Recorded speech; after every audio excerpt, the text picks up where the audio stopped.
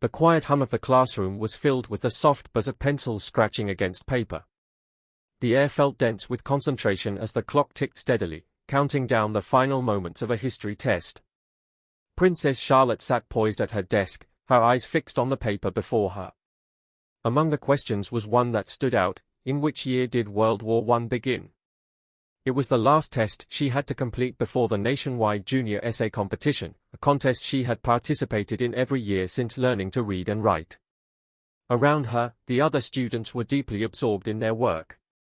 Some moved quickly through the questions, while others paused to chew on their pens, their faces etched with forced concentration. For most, it was just another test, another hurdle in the routine of school life. But for Charlotte, this test carried more weight. Her performance was always under scrutiny, royalty was never allowed to be mediocre. As Charlotte read through the possible answers to the first question, her fingers tightened around her pencil. The options were neatly listed, but her gaze lingered on the first one. It was wrong. The year given was off by several years. Her heart skipped a beat, and she quickly scanned the other choices, only to find the same mistake repeated. Charlotte bit her lip as her mind raced. She knew the correct year, her grasp of history was strong. She also understood the implications of letting such an error go unnoticed. Shifting in her seat, she glanced around the room. James Fitzgerald, sitting a few rows away, scribbled hastily, seemingly oblivious to the mistake. He appeared eager to finish, his eyes darting over his paper. Charlotte hesitated. Speaking up would draw attention, and she could already feel the heavy weight of her title. Being royalty meant being perfect at all times. Her hands trembled slightly as she set her pencil down, deciding that doing the right thing outweighed her fears. Slowly raising her hand, Charlotte looked toward Mr. Thompson, who stood by the whiteboard reviewing his notes. He glanced over, his expression unreadable. Charlotte's heart pounded as she waited. "Yes, Charlotte?" Mr. Thompson asked, his voice a mixture of curiosity and mild amusement at the unexpected interruption. "I think there's an error on the test, sir," Charlotte said, trying to keep her voice steady. "The years for World War I are incorrect." The room fell silent. Charlotte felt every pair of eyes on her. Some classmates exchanged glances, while others froze in their seats. James raised an eyebrow, visibly annoyed. Mr. Thompson's face shifted from amusement to a subtle frown. "Are you sure, Charlotte?" he asked, his tone dismissive. "Perhaps you're mistaken. We'll review it later." Charlotte, however, refused to back down. "No, sir. I'm certain the year is wrong," she replied firmly, her voice steady despite the mounting tension. The quiet murmur of disbelief in the room was palpable. It wasn't just about the mistake, it was about her boldness in correcting her teacher. "Smarty pants at it again," James muttered in a cold, snarky tone loud enough for some to hear. "She says the question's wrong like she knows everything." Charlotte ignored him. They had never gotten along, and his barbs no longer stung. "And what if she's right, James?" Ellie Parker, Charlotte's friend, countered. "Wouldn't it mean all the other questions could be wrong too?" "Learn to stay quiet when you're not spoken to, E for elephant," James retorted sharply, his voice dripping with sarcasm. His remark finally drew Mr. Thompson's stern attention. "Quiet," he said, his voice rising above the others. "And you, James, mind the words you use in this class."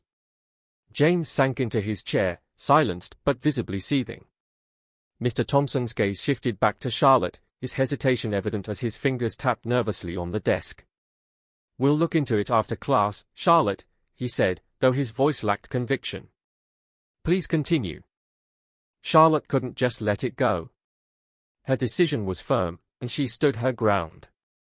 With a steady voice, she said, "The correct year is 1914, sir, not 1913, 1924, or any of the other years written here." She met Mr. Thompson's gaze, her heart pounding as he stared at her for a long moment before turning his attention to the rest of the class. Forcing a smile, he said, "All right, everyone, let's wrap up. We'll review the test afterward." He moved on quickly, but Charlotte could feel the shift in the room. Murmurs began, soft but unmistakable, making her feel exposed and vulnerable. She turned back to her paper, trying to focus, but doubts raced through her mind. Had she made a mistake? Would this cause more trouble? As the class ended and the bell rang, Charlotte gathered her belongings, trying to ignore the stares of her classmates. James didn't speak to her, but his lingering gaze as he walked out carried an unspoken judgment. Outside, the sun shone brightly over the courtyard, but Charlotte felt none of its warmth. The courtyard, usually a peaceful escape, now felt like a stage where all eyes were on her. Finding a quiet bench in a secluded corner, she sat with her hands resting on her lap, replaying the morning's events. Her boldness, a decision made in a flash, now weighed heavily on her. Had she done the right thing? Mr. Thompson's vague reaction offered no comfort. Her actions had felt necessary in the moment, but doubt crept in. What if she got in trouble for disrupting the peace? Her parents would surely be disappointed. Her thoughts were interrupted by the sound of familiar footsteps. Ellie walked over and sat beside her, her gaze soft and understanding. "Are you okay?" Ellie asked, her voice quiet but tinged with concern. Charlotte sighed and leaned back against the bench. "I don't know, Ellie. I'm not sure I should have said anything. What if they think I'm just trying to make a scene or that I'm showing off?" She looked at Ellie, her eyes searching for reassurance. Ellie smiled warmly, a grin that had always comforted Charlotte in moments like these. Ellie was a bright and charming young woman, not born into the same privilege as Charlotte, but their bond ran deep. Over the years, Ellie had become a source of comfort and acceptance, offering Charlotte the true friendship she craved. Ellie admired Charlotte for her intelligence and kindness, but more importantly, she saw her as a regular person striving to find her place.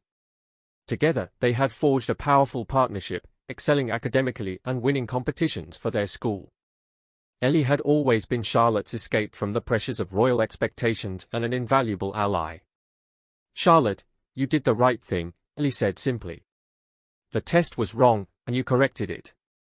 It's not about being perfect, it's about being honest." Her words, though simple, were powerful. Charlotte held onto them but still hesitated. What about everyone else?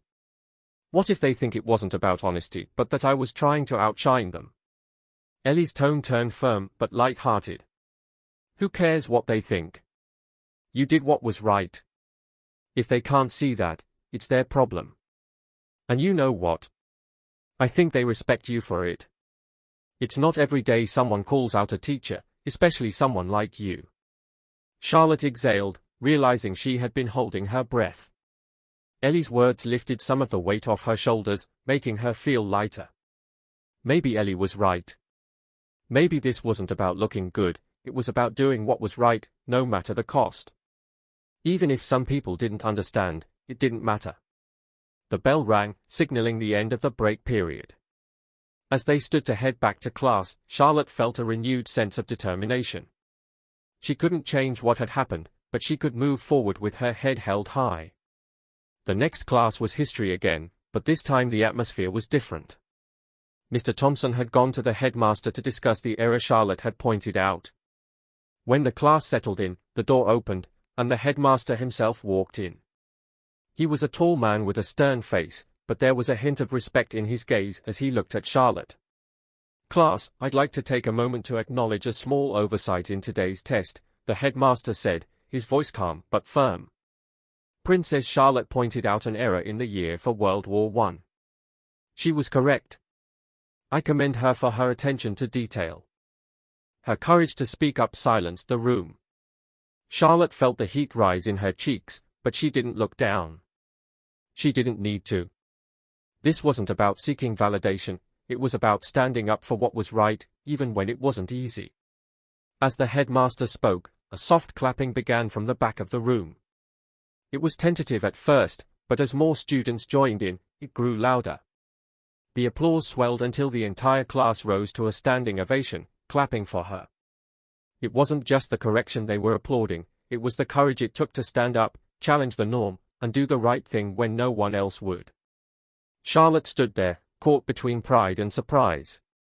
This wasn't how she had imagined it. She had expected reprimands, perhaps even scorn, but instead, she was receiving something much more valuable: respect. As the clapping died down, Charlotte found herself smiling, the weight of the day lifting.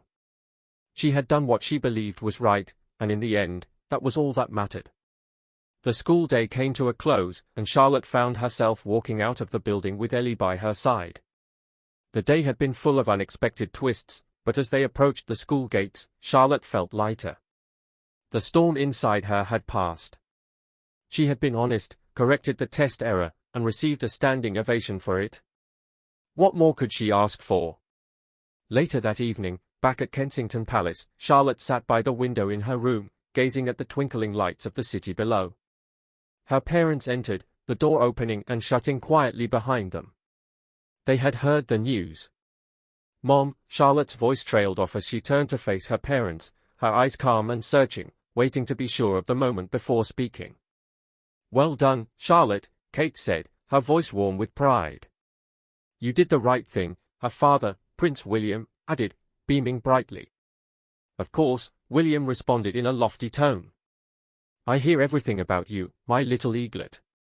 Charlotte smiled, her heart swelling with gratitude.